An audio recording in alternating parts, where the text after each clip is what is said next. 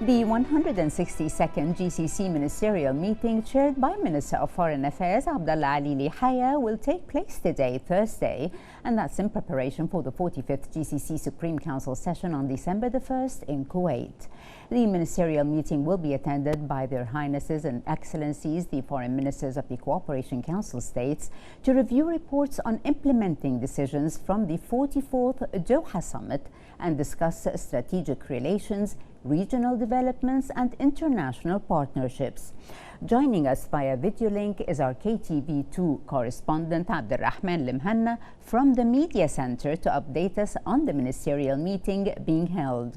Good afternoon, Abdulrahman. Nice to have you on the other side.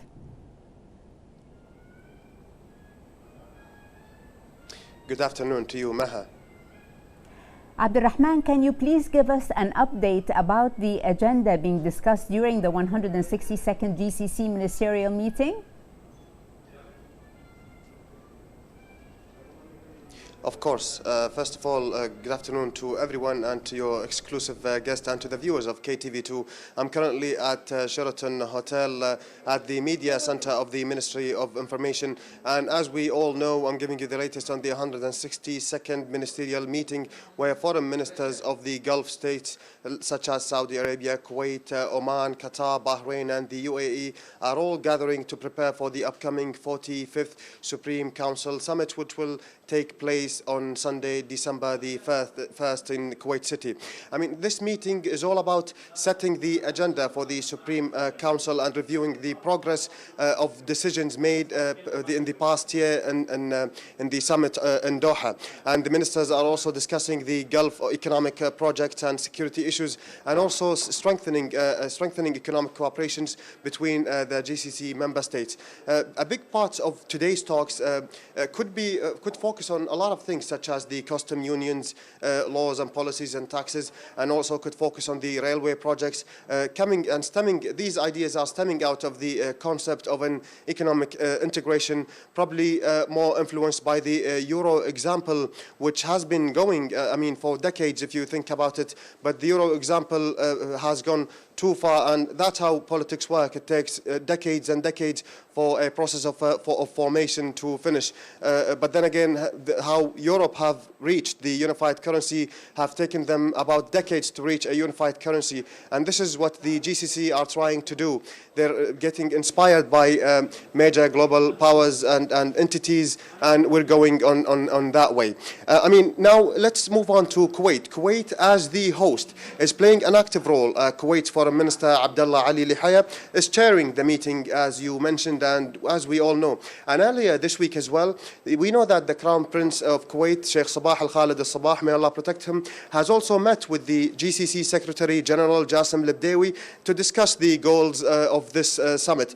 And honestly, this ministerial meeting or this ministerial gathering comes at a critical time where the Gulf is dealing with big challenges. Shifting from Gaza to Lebanon and other issues such as the global push for renewable energy.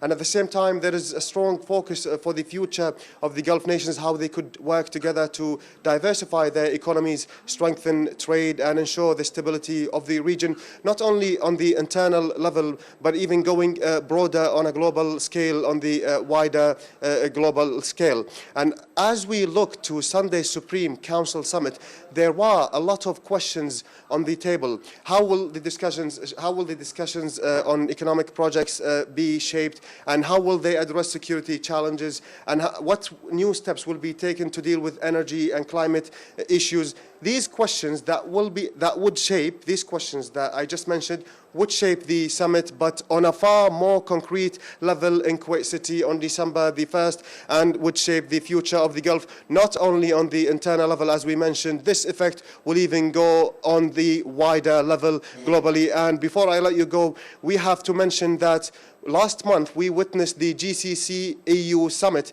which underscored the EU's, underscored the bloc's growing partnerships with Europe in areas like trade, energy, and security.